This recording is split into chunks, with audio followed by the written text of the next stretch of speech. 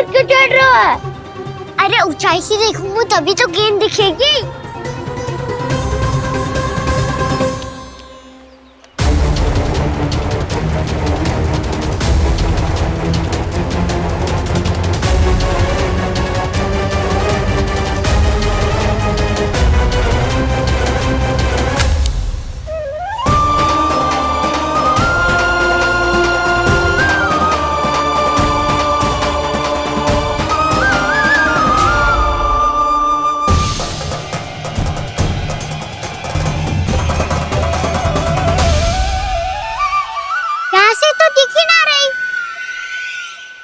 वहीं से फेंकी थी ना? ना वहाँ से फेंकी थी। कहाँ से? मैं कहा ना वहाँ से। समझ ना आ रहा, ठीक ठीक बताना कहाँ से फेंकी थी?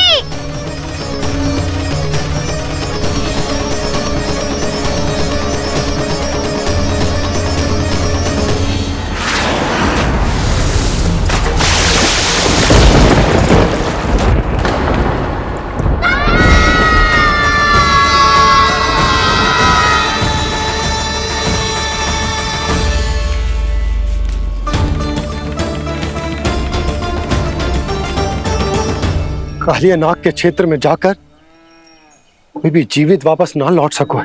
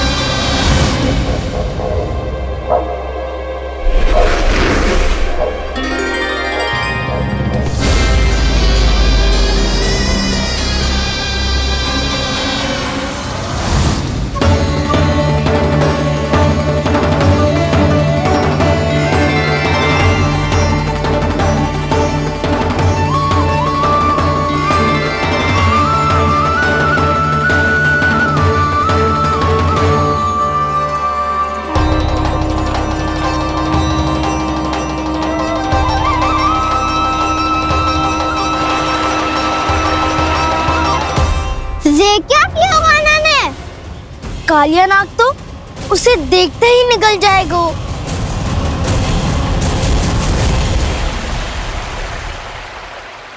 तो आरंभ से अब तक सब कुछ उसकी लीला का ही भाग था।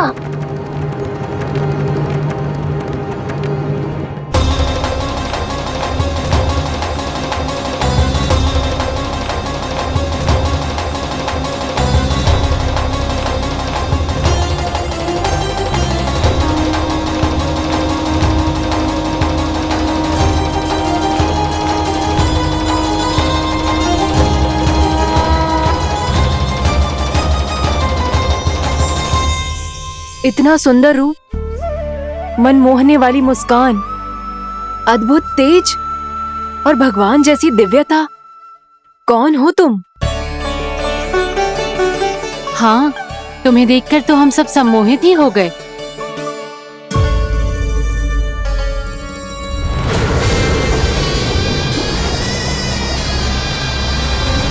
तुम जो भी हो बालक, वापस लौट जाओ। हमारा हृदय तुम्हें ही देखते रहना चाहता है, किंतु यदि हमारे पति जाग गए तो तुम्हें अवश्य हानि पहुंचाएंगे। ये बहुत विषैले है बालक, कालकोट जैसे भयानक। इनके विष से तुम नहीं बच सकोगे। नंदराज, कालिया नाग के विष का प्रभाव बढ़ते ही जा रहा है। पहले 8 कोस तक उसके विष का प्रभाव था, अब तो 1 योजन से अधिक क्षेत्र में फैलो है।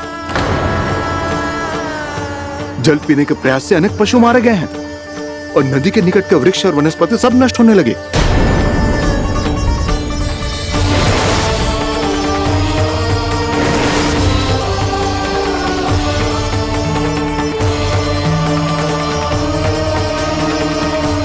इनके विष की तीव्रता इतनी अधिक है बालक कि इनके संपर्क में आने वाले को तड़पने का भी अवसर नहीं मिलता। इनके विष की अग्नि क्षण भर से भी कम समय में प्राण वायु को जलाकर राख कर देती है।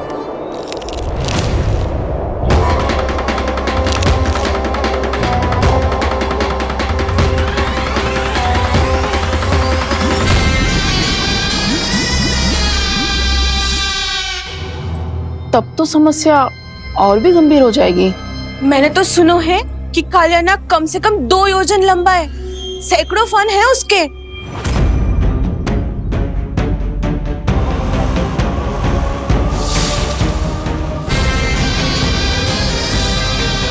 इसका अर्थ तो ये है कि हम दोनों ओर से फंस गए। एक और कंस को 1 कोटि कमल पुष्प देने जो कि कालियानाग के क्षेत्र में पड़ते हैं, और दूसरी ओर उस कालियानाग का विष यमुना जी के क्षेत्र में बढ़ता ही जा रहा। इसके कारण हम ही नहीं, निर्दोष पशु पक्षी भी संकट में। इन दोनों समस्याओं का एक ही समाधान है, उस कालियानाग का सामना करना। और ये ना समझ आ रहा कि हम ये करेंगे कैसे, क्योंकि ये बात साधारण मनुष्य के बस की ना है। हमारे लिए ये असंभव है।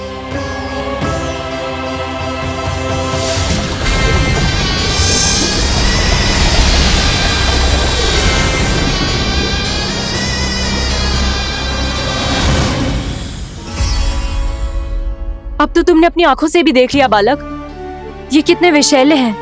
नींद में भी विष उगलते हैं। इससे पहले कि तुम्हें कुछ हो जाए, चले जाओ यहाँ से, मान लो हमारी बात। आप सब मुझे जानती भी नहीं और फिर भी मेरी इतनी चिंता कर रही हैं आप। माँ की ममता भेदभाव नहीं जानती। तुम भी किसी के पुत्र हो और हम सब भी माँ हैं।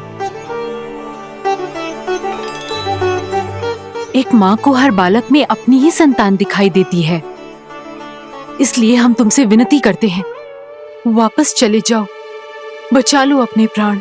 मेरी चिंता मत कीजिए, मुझे कुछ नहीं होगा। होगा, अनर्थ होगा यदि ये उठ गए तो।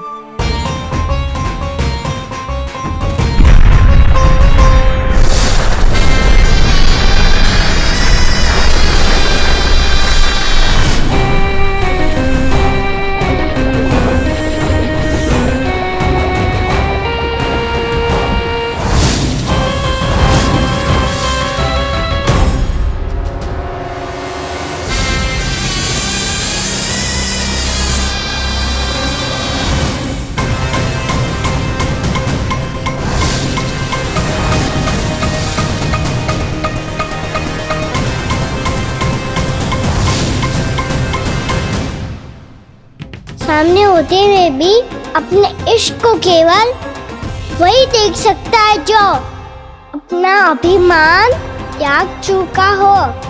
पर पूर्व जन्म में मेरा भक्त होने के नाते मेरा सत्य स्वरूप देख पाने में मुझे इसकी सहायता करनी चाहिए।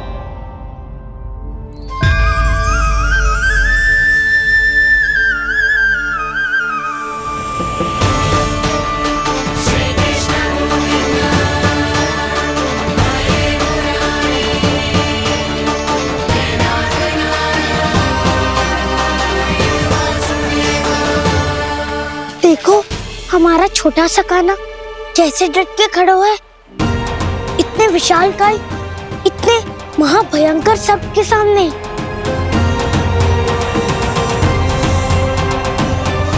ये कोई भगवान नहीं है जो इसके सामने हाथ जोड़ रही हो तुम सब।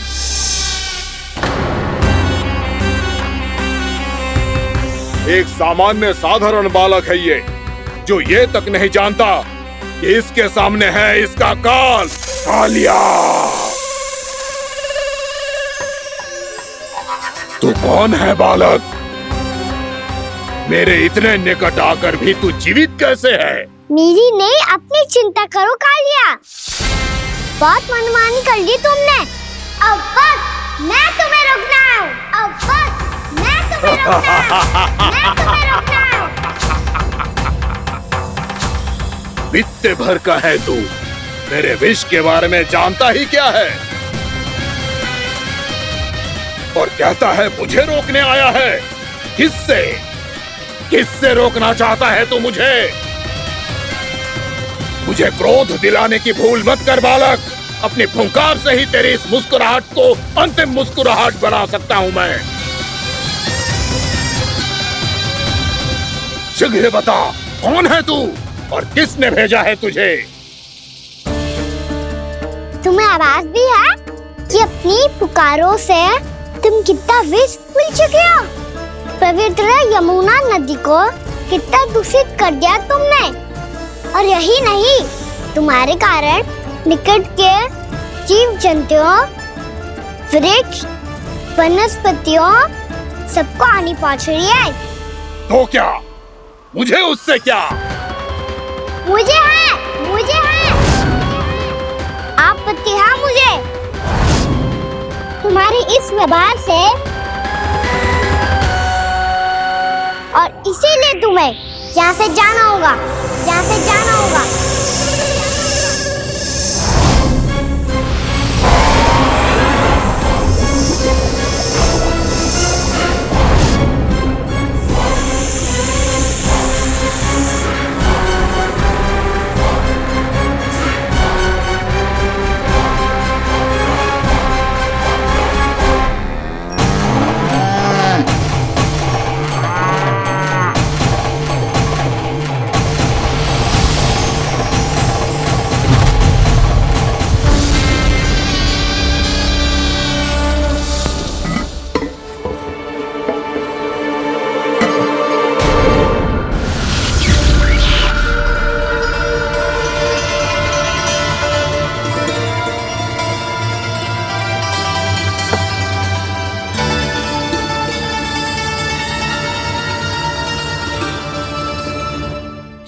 मुझे आदेश देने का साहस भी कैसे किया तूने?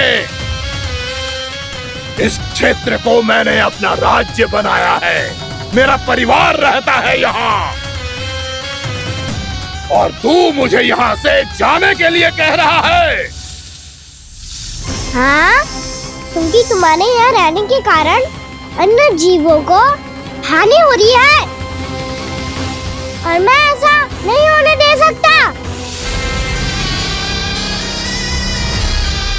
मैं तो बस वही कर रहा हूँ जो एक सर्प का स्वभाव है। विष फैलाना स्वाभाविक है मेरे लिए, इसलिए मुझे चुनौती मत दे बालक। चुनौती तो मैं दे चुका हूँ कालिया।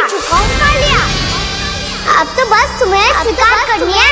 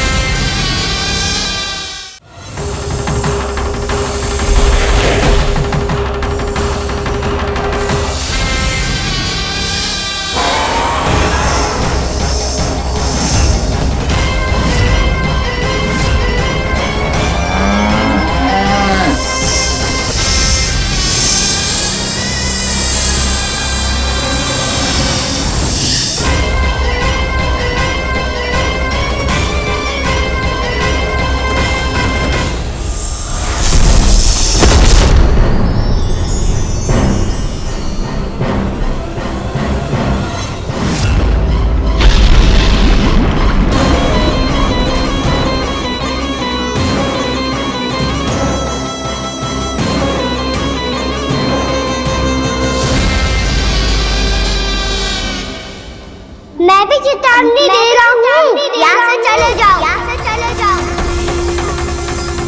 अपनी भूल को पहचानो कालिया, तुम जो कर रहे हो अनुचित है।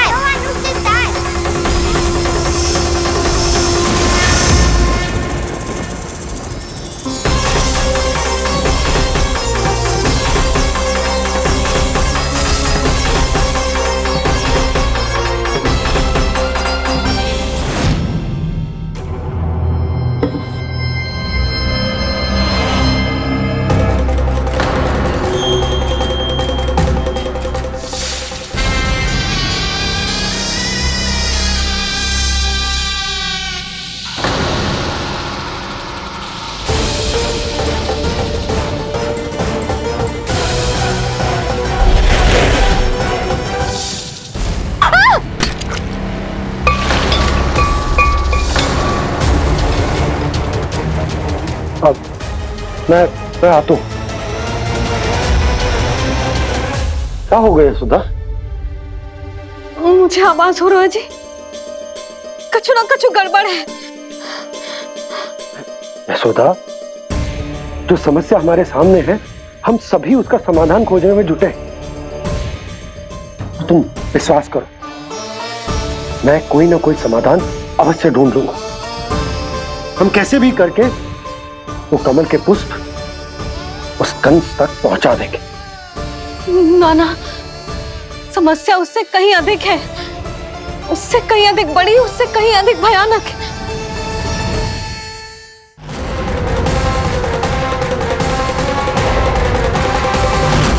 विस्की ये बूंद से ही सबके प्राण चले जाते हैं। इसने तो विस्की धारियां फेंके हुए हैं खाना पे। कान्हा कैसे बच्चे को अधिक विष से? इसका विष तो क्या, ये सर स्वयं भी छू तक नहीं पाएगा हमारे कान्हा को।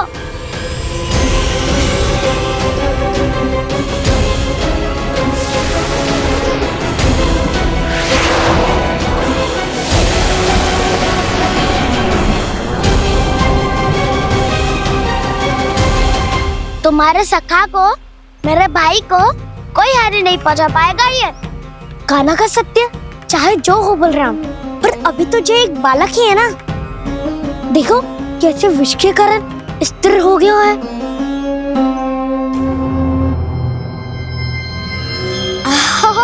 हाउ सर्फ ने कितनी आसानी से अपनी पूंछ से बांध लिया है।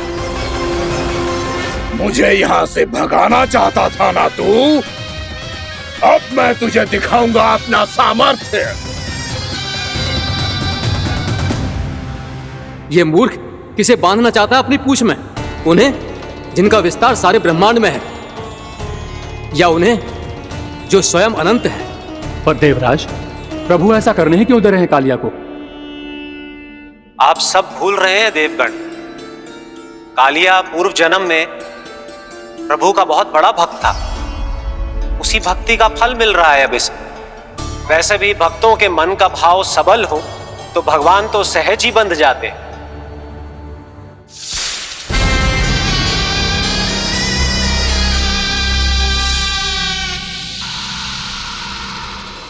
बलराम, तुमने ही तो कही थी कान्हा को कछु ना होगा। देखो उस दुष्ट ने चारों ओर से जकड़ लियो है।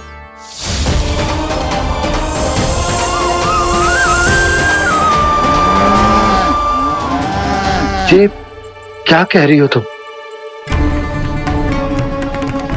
जसोदा जी, क्या हुआ? घबरा क्यों रही हो आप? सुलोचना, मुझे आभास हो रहा है कुछ बहुत बड़ी अनहोनी हो गई है। नंदराज, नंदराज, नंदराज!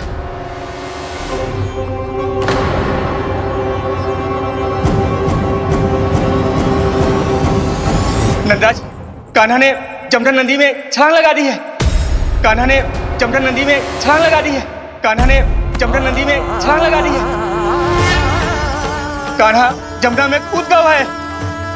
मुझे लगा था आज कछु गड़बड़ होने वाली है। मुझे आज कान्हा को ना जाने देना चाहिए था।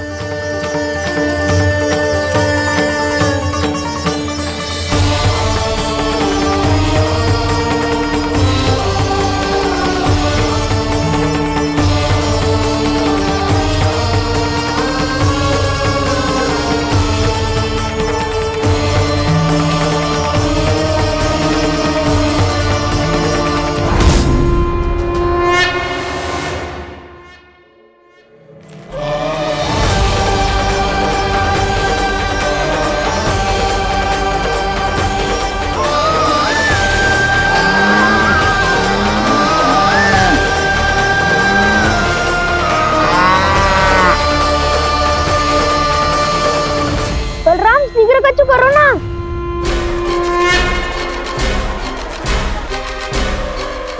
कछु भी करो पर कान्हा को बचाओ। नाग बहुत भयंकर है। कान्हा अकेले ना संभाल पाएगा इसे।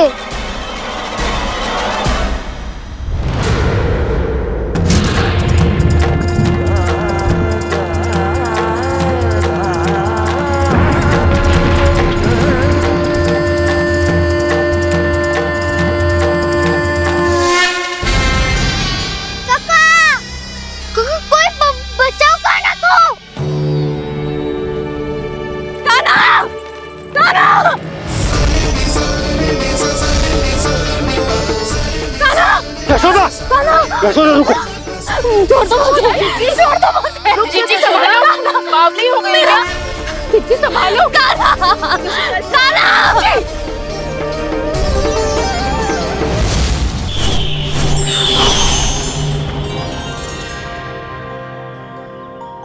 श्री नारायण के वाहन पक्षीराज गरुड़, मैं संपूर्ण सर्प जाति की ओर से आपसे एक निवेदन करने आया हूँ। कहिए, क्या कहना चाहते हैं आप? हे पक्षीराज, यदि आप हम पर ऐसे ही आक्रमण करते रहे तो शीघ्र ही हमारी प्रजाति समाप्त हो जाएगी। इसीलिए हमारी आपसे विनती है, यदि आप उचित समझें तो सर्पों के किसी एक घर से हम आपको एक सर्प प्रतिदिन अर्पित करेंगे। आप उसको आहार बनाइए और अन्य सर्पों को जीवित रहने का अधिकार दीजिए। मुझे स्वीकार है। तब से प्रतिदिन किसी एक घर से एक सर्प गरुड़ के भोजन के लिए भेजा जाने लगा। समय के साथ मेरे घर की भी बारी आई, परंतु मैंने एक बहुत बड़ी भूल कर दी। समय आ गया है स्वामी, आज गरुड़ के आहार के लिए इसे चुना गया है। कौन है यह गरुड़ और क्यों दूं मैं इसे कोई भेंट? स्वामी, सभी सर्प राज्यों और गरुड़ के बीच में यही समझौता हुआ है, हमें इसका सम्मान करना ही होगा। मैंने कोई समझौता नहीं किया, मैंने कोई वचन नहीं दिया और ना ही मैं किसी गरुड़ से भयभीत होता हूँ। यदि इस राज्य में किसी को सर्पों को अपना आहार बनाने का अधिकार है तो वो केवल मुझे है। अब से गरुड़ को दी जाने वाली हर भेंट मुझे दी जाएगी, महाविषधारी महान नागराज कालिया को। यह और कुछ नहीं, मेरा अभिमान था प्रभु, और यह मेरे इस जन्म की सबसे बड़ी भूल थी, क्योंकि फिर जब गरुड़ को इस बारे में पता चला तो। कालिया, अभिमान में आकर तूने अपने काल को ललकारा है। जिस कालिया के नाम में ही काल छिपा है, तू उसे ललकारने का दुस्साहस कर रहा है गरुड़। स्वयं को भगवान विष्णु का वाहन कहता है तो वाहन का ही कर्म कर। स्मरण रख, इस धरती के सर्वश्रेष्ठ योद्धाओं के लिए भी मैं मृत्यु का दूत हूँ। विनाश काले विपरीत बुद्धि। तो जैसे मूर्ख सदा इस युक्ति को सार्थक करते आए हैं, अपने विनाश को आमंत्रण किया है तो अब भोग।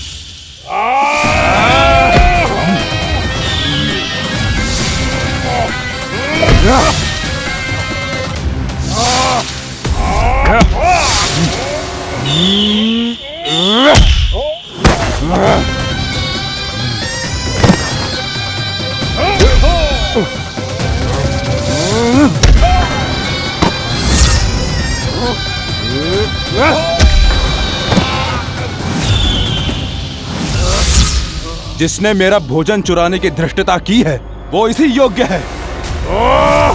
तू मुझे जानता नहीं है गरुड़, मैं महाविषधारी नाग कालिया हूँ। तेरा इतना दुस्साहस कि तूने मुझ पर चरण से प्रहार किया। वाह!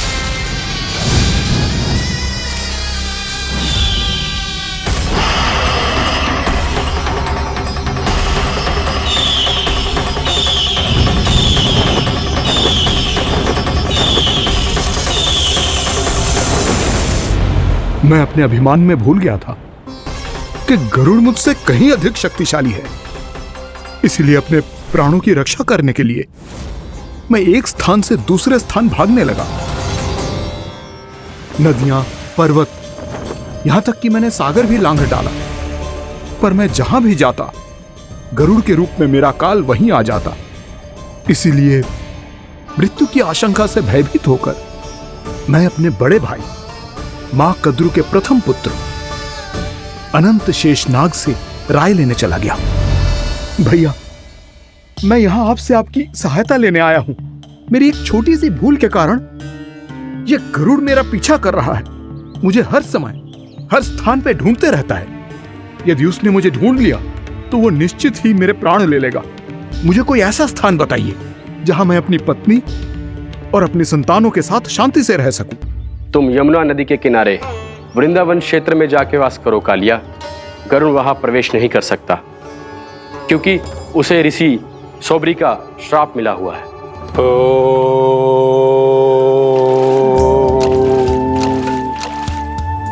ध्यान और तपस्या का नित्य कर्म करते हुए ऋषि के मन में मछलियों के प्रति प्रेम भाव इतना बढ़ गया कि वो भूल गए सभी जीव खाद्य श्रृंखला का भाग होते हैं और मछलियां भी इस नियम की अपवाद नहीं है। उन्हें मछलियों की अटखेली इतनी अच्छी लगने लगी कि वो इस क्षेत्र के मछुआरों को भी मछली पकड़ने की अनुमति नहीं देते थे।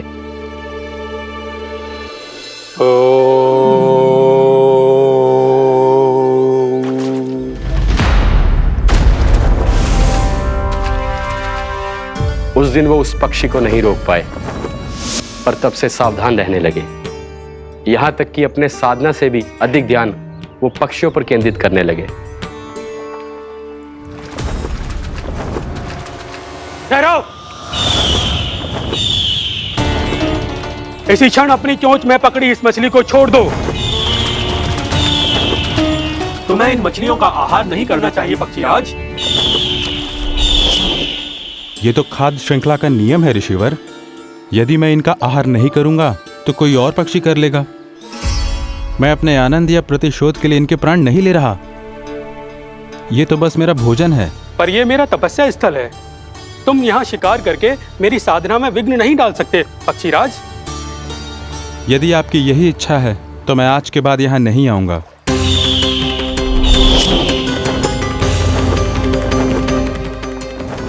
पर आज ये मछली मेरे आहार के रूप में पकड़ी जा चुकी है। मैं वचन देता हूँ ऋषिवर, इस स्थान पर यह मेरा अंतिम शिकार होगा।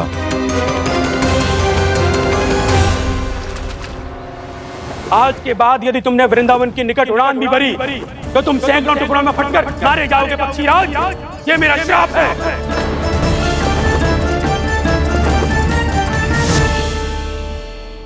और इसीलिए भैया शेषनाग के सुझाव के अनुसार मैं यहां आ गया। पर अब यदि मैं कहीं और जाऊंगा तो मेरे प्राण नहीं बचेंगे प्रभु। निश्चिंत रहो कालिया, अब से गरुड़ तुम्हें कोई हानि नहीं पहुंचाएगा। अब तुम्हारे फनों पर मेरी पक्षिन बन गए कालिया, इसीलिए अब से तुम्हें गरुड़ से कोई भय नहीं होगा। निश्चिंत होकर अपने परिवार के साथ गहरे समुद्र में चले जाओ और सुख से शांति से निवास करो। पर ध्यान रहे निर्दोष जीवों को हानि ना पहुंचे।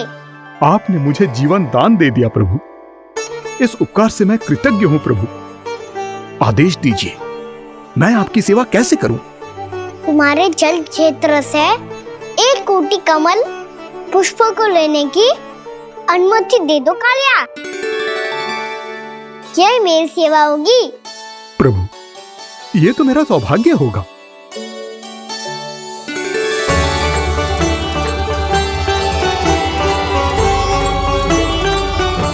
एक कोटि के स्थान पर हम 3 कोटि कमल पुष्प ले आए प्रभु। मैं तुम्हारी सेवा भाव से प्रसन्न हुआ कालिया।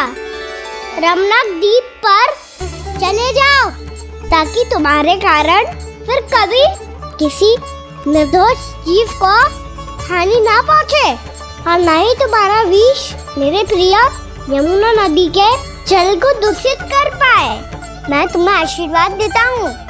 आज यहाँ मेरे द्वारा तुम्हें दिए गए इस आदेश का स्मरण जो भी भक्त करेगा और प्रातः काल और संध्या काल में इसका उच्चारण करेगा, उसे फिर कभी किसी संकट से कोई भय नहीं होगा। ये स्थान अब से काला कुंड के नाम से जाना जाएगा। यहाँ पर स्नान करने वाला और देवताओं को इस क्षेत्र से जल का अर्घ्य देकर प्रसन्न करने वाला भक्त यदि मेरा स्मरण करके पास रखेगा तो वो अपने सभी पापों से शीघ्र ही मुक्त हो जाएगा।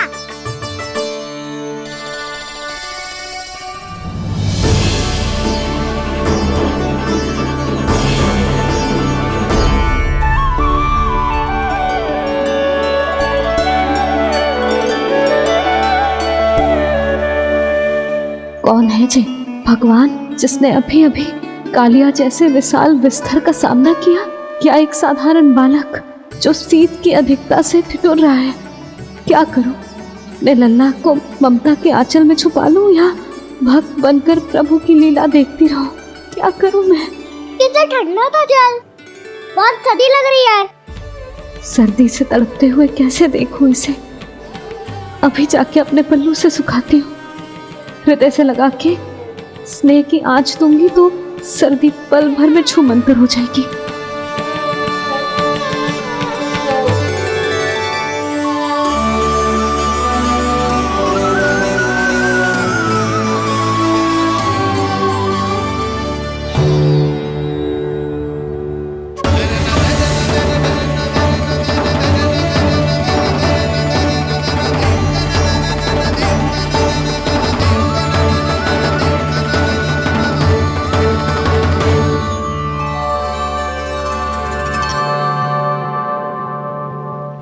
मेरी आवश्यकता ना है इसे।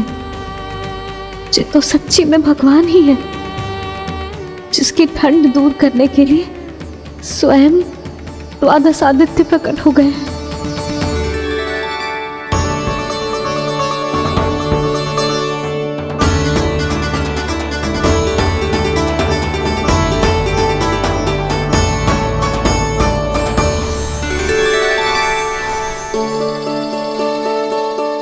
क्या किया आपने? मैया मुझे अपने हृदय से लगाने वाली थी कि आप सब प्रकट हो गए। क्षमा कीजिए प्रभु, पर आपको भीगा हुआ देखकर, ठंड से ठिठुरता हुआ देखकर हमसे रहा नहीं गया। हम अपने वश में नहीं थे प्रभु। भक्ति से भावुक होकर हम प्रकट होने पर विवश हो गए थे। हमारी किरणें जैसे स्वयं ही फूट पड़ी और दौड़ पड़ी आपको सुखाने के लिए।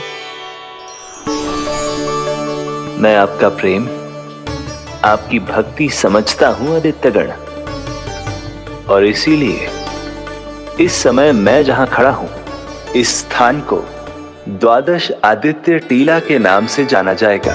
द्वादश आदित्य टीला के नाम से जाना जाएगा। हम धन्य हो गए प्रभु।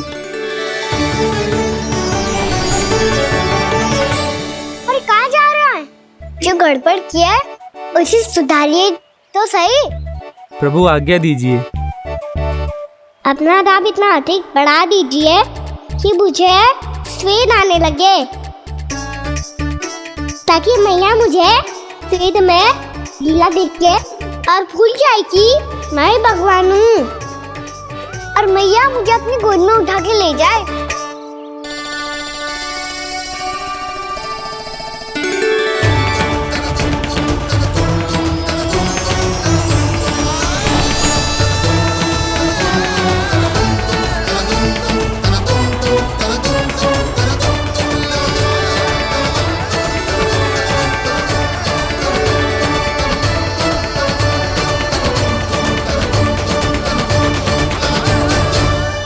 गर्मी क्यों लग रही है यहाँ?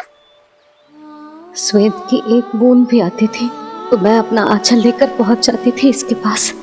जानती ही नहीं थी कि चेतु स्वयं वायुदेव को आदेश दे सकते हैं कि वो बहने लगे और उसका सारा स्वेद सुखा दे। वायुदेव की आवश्यकता नहीं है मैया, मुझे आप ही चाहिए। लगता है जिस बात का भय था वही सत्य होने लगी है। भैया मेरे भगवान रूप को भूल नहीं पाएगी, और अब मेरे लिए इनके सत्य छुपा कर रख पाना कठिन हो जाएगा। कृष्णा कृष्णा हरे कृष्णा कृष्णा कृष्णा मुरली मनोहर कृष्णा गोपाला गोविंदा हे दामोदरा।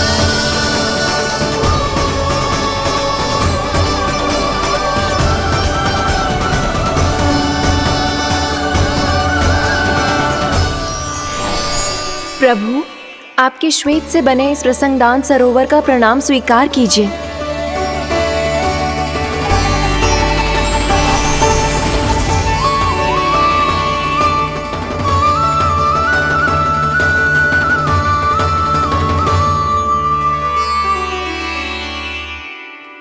ओहो, इस चमत्कार को देखकर भैया को और भी अधिक विश्वास हो जाएगा कि मैं भगवानी हूँ। अब कैसे मनाऊं मैया को कि मैं इनका लाई हूँ।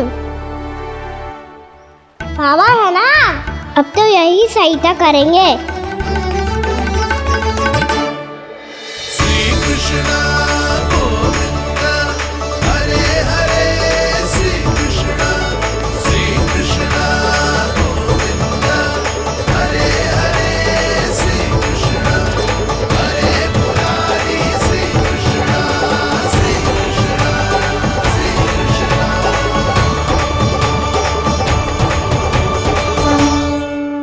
बाबा एक कोटी ना, मैंने तो 3 कोटी कमल पुष्पों का प्रबंध कर दिया है और चिंता करने की आवश्यकता ना है। 1 कोटी कमल के स्थान पर 3 कोटी कमल पुष्प मिल गए हैं। हाँ कान्हा, मैं उचित संदेश के साथ ये सारे पुष्प उस कंस के पास भिजवाता हूँ। महाप्रक्रमी कान्हा की जय। वृंदावन रक्षक कान्हा की जय। महाप्रक्रमी कान्हा की जय। भानु जी नंदराज, बाकी गांव वालों को लेकर ये सारे पुष्प इकट्ठा करो और कंस के दरबार में पहुंचाओ। जी।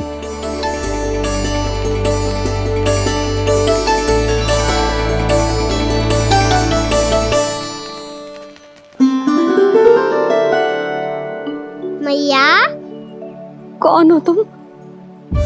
मुझे पता था मैया, जब आपको सत्य पता चलेगा तो आप मुझे मैया की तरह स्नेह ना कर पाओगी, इसीलिए आज तक सत्य छुपाता आया हूँ, ताकि आपकी ममता, आपका प्रेम अनुभव करने का अवसर मिलता हुआ है मुझे। और फिर आज को बताया था ना,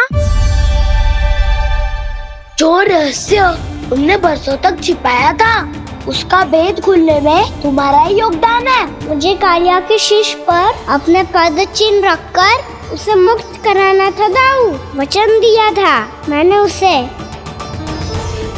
इसके अतिरिक्त निर्दोष पशु पक्षियों के जीवन को कालिया के विष से ही बचाना था मुझे। इसमें कंस को तो सम्मिलित करना ही था, ताकि जब मैं कालिया का सामना कर रहा हूँ तो वो किसी और असुर को समस्या बनाकर वृंदावन ना भेज दे। पर इस सबसे बड़ा एक कारण और था दाऊ, मैं चाहता था कि मैया को सत्य पता चल जाए। पर क्यों कहा ना? क्योंकि मुझे लगने लगा था कि मैया से ये रहस्य छुपाकर इनके साथ धोखा कर रहा हूँ। अपराध बोध से दबा जा रहा था मैं।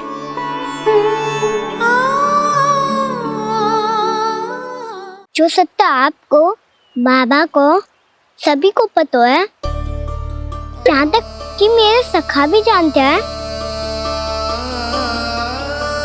वो सत्य मैंने मैया से छिपाया केवल इसी लोक में कि मुझे इनकी ममता प्राप्त होती रहे। पर ऐसा करके मैं अपने से निस्वार्थ प्रेम करने वाली मैया को धोखा दे रहा था। आप ही बताओ दाऊ, जो इस संसार में मुझसे सबसे अधिक भरोसा करता है, उसी के साथ छल कैसे कर सकता हूँ मैं? हाँ, मैं नारायण का अवतार हूँ, पर अपनी मैया का छोटा सा लल्ला भी तो हूँ।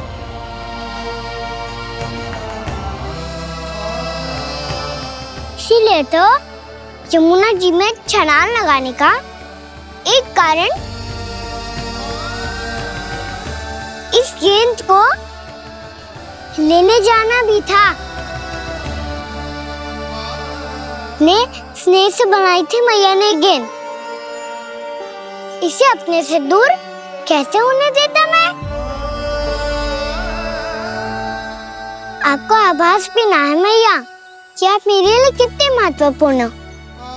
ये सत्य है कि सभी देवता, प्रकृति, भक्त, ये सब है मेरा ध्यान रखने के लिए, मेरी सेवा करने के लिए। पर क्या इनमें से कोई भी मेरी मैया का स्थान ले सकता है? और आप भी तो यही चाहती थी कि मैं आपका लल्ला बन के आऊं? कि मैं आपका लल्ला बन के आऊं? कि मैं आपका लल्ला बन के आऊं? आज जैसे आपने मुझे अपनी गोद में लिटा रखा है, क्या कुछ ऐसा नहीं हो सकता कि शीघ्र ही मुझे आपको अपनी गोद में खिलाने का अवसर मिल जाए? मैया, नारायण का अवतार हूँ ना, क्या इतनी बड़ी समस्या है कि आप हृदय से भी ना लगा सकते? मैया,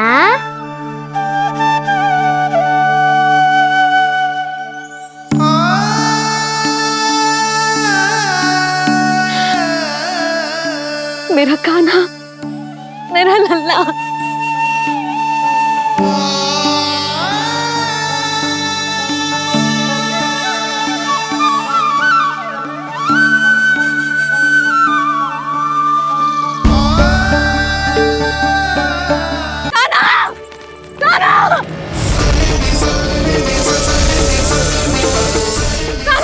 यशोदा, यशोदा रुको। छोड़ दो मुझे, छोड़ दो मुझे। जीजी संभालो, बावली हो गई है। जीजी संभालो। कान्हा, कान्हा। देखो अब कैसे तुम्हारे अस्थियों को तोड़कर छोटे छोटे टुकड़ों में बदल दूंगा मैं।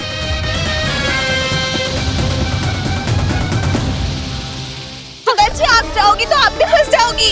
अपने लल्ला के लिए मैं किसी भी संकट का सामना करने के लिए तैयार हूँ। छोड़ो ना यशोदा, हमें कोई और उपाय खोजना पड़ेगा। कोई और उपाय? आप देख ना रही मेरा कान्हा किस दशा में है। कान्हा मैया के वश में नहीं है, नहीं तो ये अपने लल्ला के लिए साक्षात काल का भी सामना कर ले। ये तो केवल कालिया नाग है। हे नागराज, आप मेरे प्राण ले लो, पर कान्हा को छोड़ दो। ना नागराज, आप मेरे प्राण ले लो, मैं विरोध भी ना करूंगी। ना नागराज, आप मुझे मार दो, पर मेरे कान्हा को छोड़ दो। ना ना ना ना नागराज, मेरे प्राण ले लो, हमारे कान्हा से क्या शत्रुता है आपकी? प्रभु के लिए जो प्रेम यशोदा मैया के हृदय में है, वही इन सभी गोपियों के हृदय में भी है।